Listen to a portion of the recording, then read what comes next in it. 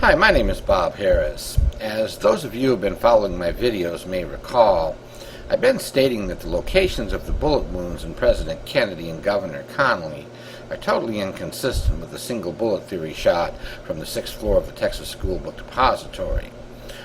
Dale Myers has made a career out of claiming exactly the opposite.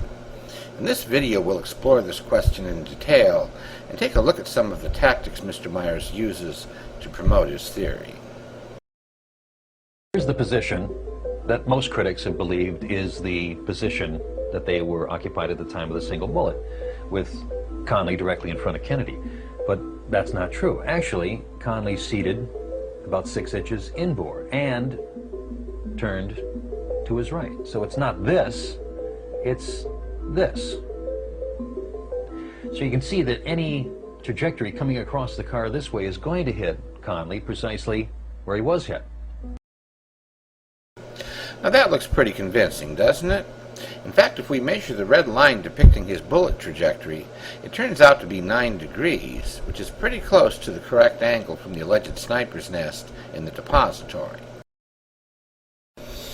But strangely, when the House Select Committee on Assassinations depicted the victims, they had to move Connally considerably further to his left than he appeared to be. Now, they were positing a shot a little bit earlier than Myers was, but the difference in that angle was negligible.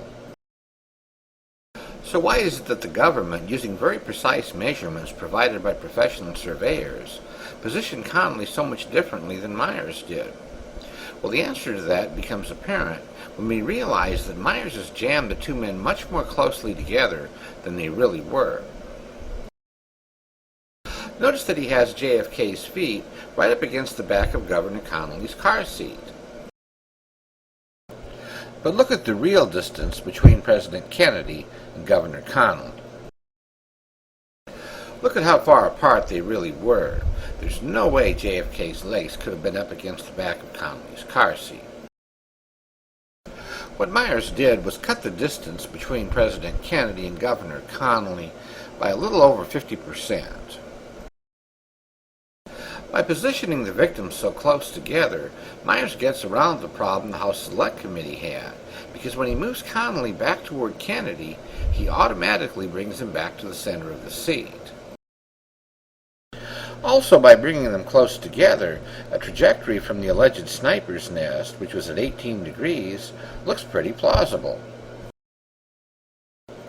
By mispositioning the two victims, Dale Myers made it appear that the vertical and horizontal angles of that shot pointed back to Lee Harvey Oswald. The next scene from his presentation includes an amazing sleight of hand, or pixels, or whatever.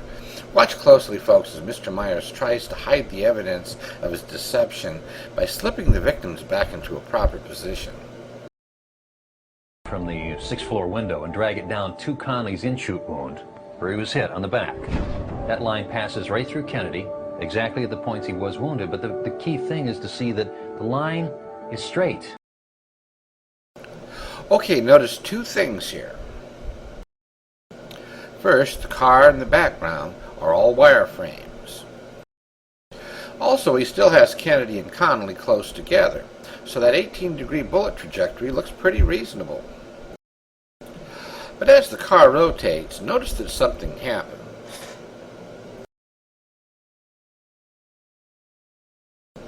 The wireframes disappear, and right in the middle of the rotation, Mr. Myers switches to a totally different video. In this video, he positions the President and Governor Connally correctly. Notice, however, that although we can still see his trajectory line, he cuts it off at President Kennedy's back. Remember how well that 18-degree trajectory worked when we pretended that JFK's feet were up against Connally's car seat? Well, look what happens when we try that same trajectory in an accurate depiction of the two victims. The bullet strikes Connally way too low. But when we reduce that angle to about 9 to 10 degrees, the alignment is perfect, and we don't have to lie about the positions of the victims. People like Myers have been playing the same game for years, misconstruing the positions of the President and Governor Connally to make it appear that the shot was fired from the 6th floor of the depository. But the angles from there just don't work. If you still doubt that, please look at my video on the single bullet theory. Thanks for listening, folks. My name is Bob Harris.